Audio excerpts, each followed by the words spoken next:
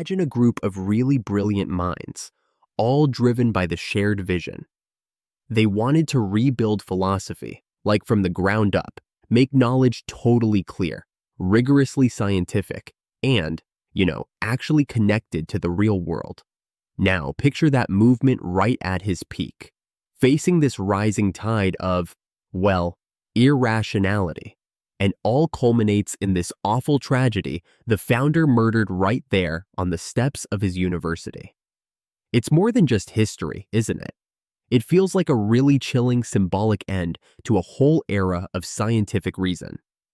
So today, you give us this fantastic stack of sources. We've got biographical accounts and really detailed academic papers, and we're going to take a deep dive into the Vienna Circle. This isn't just about listing facts. It's about getting under the skin of their big ideas, the really intense intellectual battles they had, and the frankly dramatic fate of this group. They fundamentally reshaped how we think about knowledge.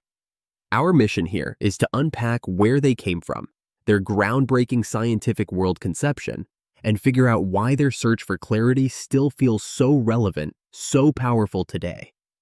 Yeah. And what's amazing, really, is that it wasn't just this sudden thing. It didn't come out of nowhere. The roots go back, actually, quite a bit earlier, back to Ernst Mach, way back in 1912? He inspired this Society for Positivist Philosophy and the manifesto for that group signed by absolute giants, Albert Einstein, Sigmund Freud, David Hilbert, big names. And what brought them together was this shared rejection of a priori-based philosophy. The idea that you can figure out philosophical truths just by thinking without experience? Armchair stuff. They wanted none of that. They demanded philosophy be grounded in, observation. Okay. So Mach is like the intellectual godfather, maybe. But the person who actually pulled the circle together, the real driving force, that was the mathematician Hans Hahn. Our sources point to Hahn as the actual founder. It was really his effort that brought Moritz Schlick to Vienna in 1922. And he put him in that prestigious chair for philosophy of inductive sciences, a position held before by both Mach and Ludwig Boltzmann. That's some serious intellectual lineage Schlick was stepping into. Surprisingly humble settings, those early meetings. They started privately in 1924, but then they moved to this rather dingy room on Boltzmann Gus at the university. You can almost picture it, right? Chairs just set up in a semicircle, Schlick at the head, and he literally clap his hands together to kick off the discussions. It was informal, built for dialogue, not lectures. Really embodied their whole collaborative spirit. Yeah, definitely not dingy in terms of vision, though. In 1929, they went public with the scientific world conception, the Vienna Circle. That was basically their manifesto. It championed theoretical pluralism, the idea that you could have multiple scientific theories existing together, but always grounded in this minimal consensus concerning empiricism, logicism, and their scientific outlook. So just to clarify, empiricism, that knowledge from sensory experience. Right? And logicism is knowledge through strict logical reasoning. And crucially, they explicitly rejected the whole cult of genius and philosophical esoterics. They weren't about secret knowledge for the elite. They wanted something universal, accessible. That manifesto really set the stage. But the real intellectual buzz, the energy of the circle that came from the debates, fierce debates, almost constant. Actually, early on, they were really focused on logic and the foundations of mathematics itself. You had figures like Hans Hahn, Karl Menger, Rudolf Carnap, digging deep into the work of logicians like Russell and Frege. They're trying to build this absolutely solid, rational foundation for, and knowledge. In the middle of this search for mathematical certainty, this quiet, unassuming young guy, Kurt Gödel, he just drops these ideas that fundamentally questioned the very foundations they were trying to build. Apparently, he joined Menger's mathematical colloquium partly to get some distance from what he saw as the maybe more dogmatic Wittgenstein group within the Swingle. His completeness theorem in 1930 was huge. And logic, yeah. But it was the incompleteness theorem in 31 that really sent shockwaves. Just blew things up. Oh, absolutely. It basically showed the fundamental openness of all mathematical systems. It proved that no formal system, no matter how complex, could ever actually prove its own consistency from within itself. Yeah. Gödel's theorem wasn't just some math puzzle. It was like an intellectual earthquake. It revealed something really deep about the limits of knowledge. It sort of implied that this grand project building a perfectly complete, perfectly consistent system for everything, even just in math, well, maybe it's fundamentally impossible to achieve from within that system. It hinted at this irreducible limit to pure reason, and inherent incompleteness right at the heart of even the most rigorous stuff. He even made that witty remark to Menger or something. Like, the more I think about language, the more it amazes me that people ever understand each other. It's quite profound, actually. That comment about language, how slippery it is, that leads us straight into another huge area of debate for the circle, maybe even more volatile. The whole intense discussion around meaning and the massive, often misunderstood influence of Ludwig Wittgenstein's Tractatus Logico Philosophicus. You mentioned the 1929 manifesto. It famously quoted Wittgenstein. What can be said at all can be said clearly. They used that line to hammer home their anti-metaphysical point. They thought, clarify the language, strip away the philosophical fog, and you reveal the empirical truth underneath. But, and this is really key, the nuance matters here. The circle definitely used his words, but our sources suggest Wittgenstein's own aim was broader.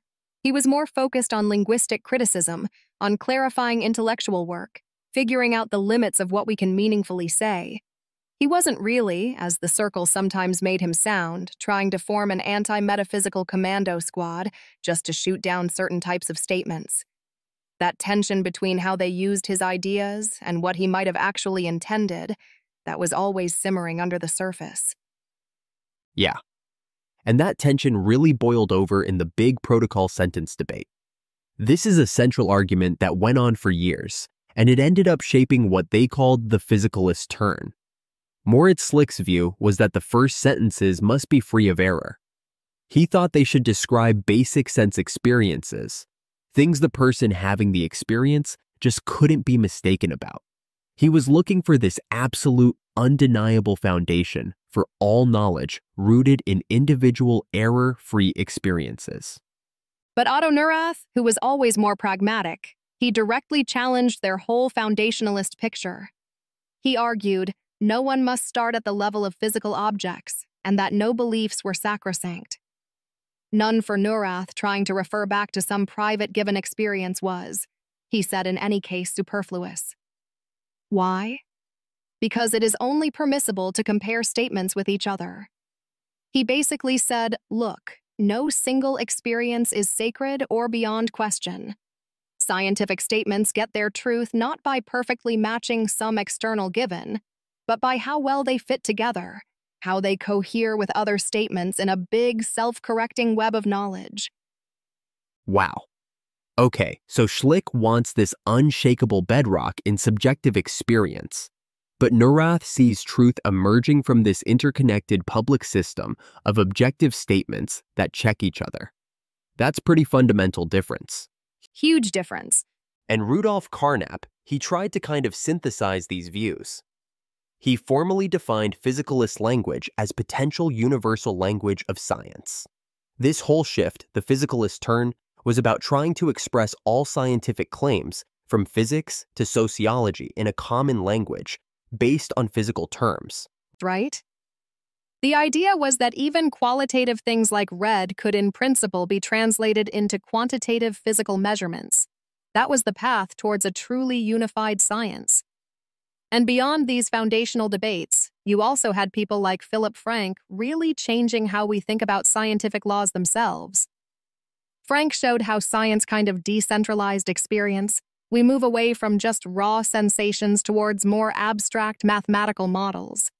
He argued that scientific laws aren't these absolute truths we discover out there, but more like arbitrary and conventional models, useful tools we construct to describe reality. And this idea, this conventionalism, it led to some fascinating early CLashes. Apparently, Einstein half agreed with him, which is interesting. But V.I. Lenin, he just dismissed him as an idealistic Kantian, didn't like the idea that laws weren't just objective reflections of reality. 835. And you really can't talk about the whole intellectual scene around the Vienna Circle without bringing up Karl Popper, right? Actually not. Even though he wasn't officially in Schlick's inner circle, he was around. He talked with them, and he offered some really important criticisms that pushed the conversation forward. He admired their rigor, sure, but he famously went after their criterion of meaning, their way of sorting meaningful statements from meaningless ones. And he wasn't keen on Wittgenstein's influence on Schlick either. And Neurath, never one to mince words, hit back by calling Popper's focus on falsification pseudorationalism. So yeah, there is a deep philosophical divide there. It wasn't just personal clashes, it was about fundamentally different ways of thinking about how science actually progresses. Popper emphasizing testability, falsifiability is the key thing. So these internal intellectual fights were incredibly important, shaping the Circle's core philosophy. But like you said earlier, this group wasn't just locked away in an ivory tower. Their whole push for a scientific worldview fed directly into a public mission, and this mission was deeply connected to the radical social experiment happening in Vienna at the time. Read Vienna. That whole era was about trying to emancipate the masses using rationality, technophilia, and anti-metaphysical orientation. And the Circle definitely saw themselves as having a role to play in that transformation. Exactly. And they put that commitment into practice through the Ernst Mach Society. Its whole purpose was to promote the ideas and findings of natural science courses, lectures, even guided tours. Initially, it was mainly natural science, but Otto Neurath was really influential in getting social science added too. That reflects a much broader, more inclusive idea of what science meant and how it impacted society. And Neurath? He was the real engine behind that public outreach. His slogan captured it perfectly. Words divide, pictures unite. He wasn't just a theorist. Our sources call him an organizer, propagandist, and programmatic thinker. Quite the combination. He founded the Museum for Economy and Society and developed his amazing Vienna method of picture statistics, which later became known as isotype. Isotype, right? I've seen examples of that very distinctive visual style. Yeah. And it wasn't just about making data look nice. It was a powerful tool for adult education. An emancipatory concept, they called it, using visual education for social enlightenment. He really believed that clear visual knowledge was a direct route to improving society, helping people understand the world. It's still such a relevant idea for communicating complex stuff today. But sadly, this incredibly vibrant time, this fertile intellectual ground, it just wasn't going to last. From 1933 onwards, the political atmosphere in Austria just changed dramatically. It got dark. You had the shadow of Nazi terror, anti-Semitism, the incapacitation of parliament looming large and larger. The threat became impossible to ignore, and the Circle, with its progressive ideas, its rationalism, and importantly, many Jewish members, they were right in the line of fire. Yeah, the Ernst Mach Society being so openly progressive and focused on rational public discourse, it was an obvious target. The Dolph Roos administration, which was becoming more and more authoritarian, hostile to anything socialist. They directly linked the society to the Social Democratic Party, which had been banned, and boom, they dissolved the society in 1934. It was a really chilling move, a direct attack on the very institutions that allowed for free thought. Moritz Schlick actually protested the dissolution. He emphasized the society's purely scientific activities, arguing the lectures were entirely apolitical. That fits with his sort of liberal conservative self-image, as one source puts it. He seemed to genuinely believe science can stay neutral. But Neurath, who by that point had already been forced to emigrate, he was apparently really irritated by Schlick's stance. He summed up his frustration with this incredibly blunt slogan with Dollfuss against unified science, basically accusing Schlick of siding with the regime by trying to appear apolitical. It starkly shows the impossible choices thinkers were facing. Could science really stay neutral when reason itself was under attack? The tragic answer seems to be no, and the scale of what happened next is just staggering. What? The source is called the Exodus of Scientific Reason. Between 1931 and the start of World War, 13 out of the 20 founding members emigrated. 13. That's huge. They left for all sorts of reasons, political, economic, cultural, but the sources are clear, above all because of Nazi racial policy. It was just a devastating brain drain. It effectively silenced one of the most vital philosophical movements of the century, right there in its birthplace. In this tragic story, this unraveling, it really culminates in that awful event we started with the brutal murder of Moritz Schlick, June 22, 1936, on the university steps, killed by Hans Nelbuck, a former student. Yeah, and the motivations behind her. Just disturbing, really, reflecting the poisoned atmosphere of the time. Nelbuck claims Schlick was somehow responsible for his unemployment, cited a personal conflict, but the sources also point to his strong national motives and explicit anti-Semitism. He was also apparently outraged by Schlick's supposed cynical views on immortality. So a real mix of personal grievance and vile ideology? It seems so. Schlick's family, though, they insisted it was purely personal, not political. But whatever the precise mix, the ACT itself became this horrifying symbol, reason being gunned down quite literally by irrationality and hate. And in the aftermath, Schlick's murder really did become that fitting symbol for the decline of reason within Austria. It wasn't just some isolated crime. It felt like the final awful punctuation mark on that whole era. And even after the war, Austria went through this philosophical restoration. But the former immigrants, the brilliant minds forced out, they weren't invited back. Wow. It shows this lingering clerical conservative university politics that just didn't want those progressive, rational, often Jewish thinkers back. So after all that, what's the takeaway for us today? I think the enduring legacy of the Vienna Circle isn't just about specific theorems or debates. It's about their relentless, almost fierce quest for clarity, for scientific rigor. They force people to ask really hard questions. What do we actually mean when we claim something is true? How do we build knowledge that can really stand up to scrutiny, even if that means accepting its limits? Maybe it's good or less incompleteness. Their work profoundly shaped so much of what came after analytic philosophy of science, semiotics, the history of science. They really set the stage for how we approach knowledge scientifically. Yeah, we've covered a lot of ground, from those lively debates in that dingy room to the tragic scattering of the group and their lasting influence. Their story really drives home how even the most rigorous attempt to find objective truth is tangled up with human personalities, social situations, political forces. It's never purely abstract, and it raises a really important question for us now, doesn't it? In our own world, overflowing with information and misinformation, how do we make sure that the pursuit of knowledge stays genuinely open, rational, and crucially resistant to ideological pressure? Absolutely. And building on that, what lessons can we take from their exodus of scientific reason? How do we protect critical thinking?